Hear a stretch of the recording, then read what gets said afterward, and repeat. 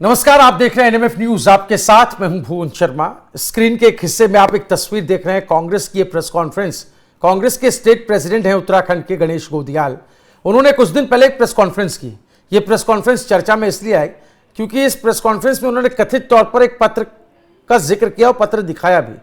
पत्र social media पर viral था और वायरल पत्र को आधार बनाकर ही उन्होंने कई आरोप लगाए मौजूदा धामी सरकार पर। आरोप यह लगाए कि बीजेपी सरकार के अंदर सब कुछ ठीक नहीं चल रहा है। उसके अपने ही विधायक प्रदेश सरकार उसके मुखिया से खफा है, नाराज हैं और ये नाराजगी पीएम मोदी के सामने पत्र के जरिए खुले तौर पर रखी जा रही है।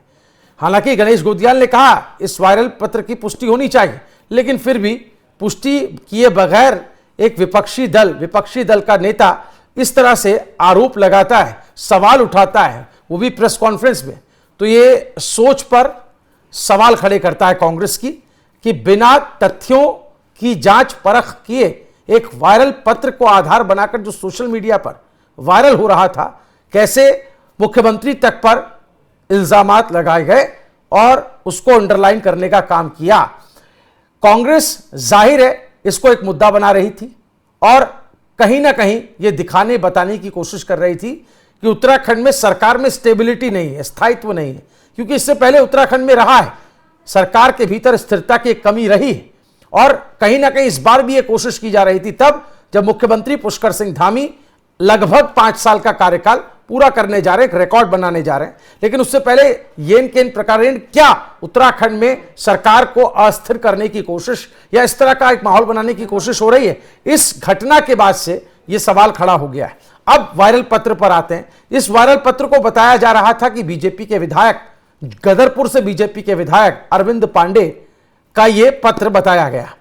ऐसा गणेश गोदियाल ने भी प्रेस कॉन्फ्रेंस में कहा था, यह जोड़ते हुए कि यह वायरल हो रहा है, इसकी पुष्टि होनी चाहिए। फिर भी उन्होंने कहा कि यह पत्र जो है अरविंद पांडे द्वारा लिखा गया है। अब इस पूरे मामले में एक नाटकीय मोड़ आया, एक दिलचस्प अपडेट आया। वो अपडेट यह कि जिस विधायक अरविंद पांडे का हवाला देकर इस पत्र के वायरल होने और इसमें किए लगाए जा रहे आरोपों को कांग्रेस बड़ा चढ़ाकर बता रही थी, प्रेस कॉन्फ्रेंस करके जो है अंडरलाइन कर रही थी, वही विधायक अरविंद पांडे बीजेपी संगठन के और लोगों के साथ प्रेस कॉन्फ्रेंस करते हैं और कहते हैं कि मेरा इस पत्र से कोई लेना देना नहीं है, ये वायरल पत्र है, ये मैंने नहीं लिखा है और ये जो है वो झूठा है, भ्रामक है। तो अब कांग्रेस जो है जो चक्रव्यूह रच रही थी, लग रहा है खुद ही अभिमन्यु बनकर उस चक्रव्यूह में कांग्रेस फंस गई है, क्योंकि अब ना निगलने का बनेगा ना उगलते बनेगा। क्या कुछ इसके पीछे की कहानी रही है वो मैं आगे आपको बताऊंगा, लेकिन उससे पहले दो बयान दोनों ही देख लेते हैं, कांग्रेस ने क्या कहा था और अब खुद जब अरविंद पांडे सामने आए हैं तो उन्होंने क्या जवाब दिया है, कांग्रेस को सुन लेते हैं। और इस पत्र में अरविंद पांडे विधायक 65 गदरपुर विधानसभा उत्तराखंड, जब विधायक सुरक्षित नहीं है तो इस प्रदेश की जनता क्या सुरक्षित होगी। कुछ दिन पहले जो कांग्रेस के प्रदेश अध्यक्ष हैं श्री गणेश गोदियाल जी, उन्होंने प्रेस के माध्यम से कोई पत्र जारी किया हो, मैं उस विषय में आप लोगों से स्पष्ट कहना चाहता हूं कि उस पत्र से हमारा कोई मतलब नहीं है, कोई लेना देना नहीं। मैं भारतीय जनता पार्टी का सिपाही, ऐसे काम से हमारा कोई लेना देना है। और इस पत्र में अरविंद पांडे विधायक 65 गदरपुर विधानसभा उत्तराखंड, जब विधायक सुरक्षित नहीं है तो इस प्रदेश की जनता क्या सुरक्षित होगी। कुछ दिन पहले जो कांग्रेस के प्रदेश अध्यक्ष हैं श्री गणेश गोदियाल जी, उन्होंने प्रेस के माध्यम से कोई पत्र जारी किया हो, मैं उस विषय में आप लोगों से स्पष्ट कहना चाहता हूं कि उस पत्र से हमारा कोई मतलब नहीं है, कोई लेना देना नहीं। मैं भारतीय जनता पार्टी का सिपाही, ऐसे काम से हमारा कोई लेना देना है।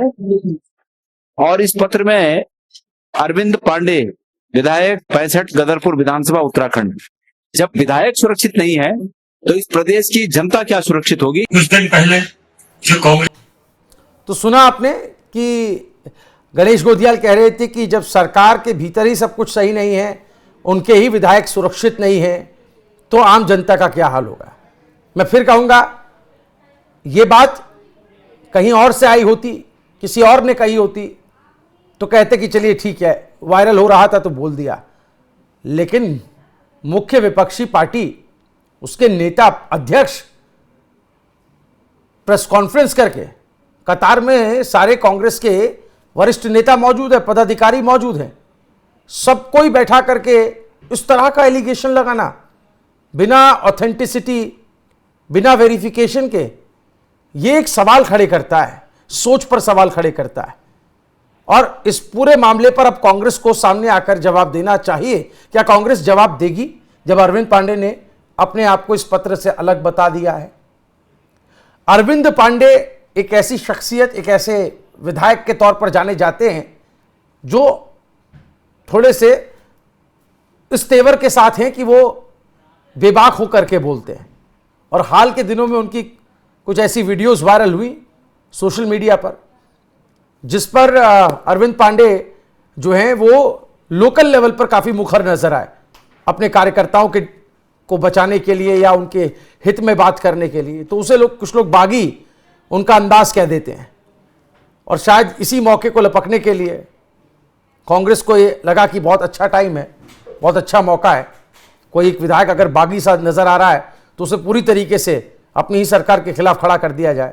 प्रधानमंत्री नरेंद्र मोदी को यह पत्र लिखा गया, ऐसा बताया गया, जो कि वायरल हो रहा था सोशल मीडिया पर, जिसे हथियार बनाया कांग्रेस ने। लेकिन अब यह सच्चाई सामने आ चुकी है। खुद अरविंद पांडे जो विधायक हैं, जिनका यह पत्र बताया जा रहा था, उन्होंने आकर के बात साफ कर दी है कि यह उनका पत्र है ही नहीं। तो सवाल ऐसे में ये उठता है कि बिना जांचे, बिना परखे, क्या अब इस स्तर पर कांग्रेस आ गई है? क्या मुद्दों का इस स्तर पर अभाव होने लगा है कि एक वायरल लेटर को ही मुद्दा बनाकर सरकार के खिलाफ इस्तेमाल करने की कोशिश की जा रही है? तब जब प्रदेश में चारधाम जैसी एक भव्य और बड़ी यात्रा इस वक्त चलाई जा रही है, और इससे पहले भी हमने कई बार देखा है, खुद सीएम धामी यह आरोप लगा चुके हैं कांग्रेस पर कि सरकार को अस्थिर करने के लिए तमाम हथकंडे अपनाए जाते रहे हैं। क्योंकि मैंने आपको बताया उत्तराखंड में यह रहा है ट्रेंड, लेकिन इस बार धामी के आने के बाद से यह बदला। अभी 4 साल पूरे होने का जश्न भी सरकार ने मनाया, अब 5 साल वो पूरा करने जा रहे हैं, एक रिकॉर्ड बनाने जा रहे हैं।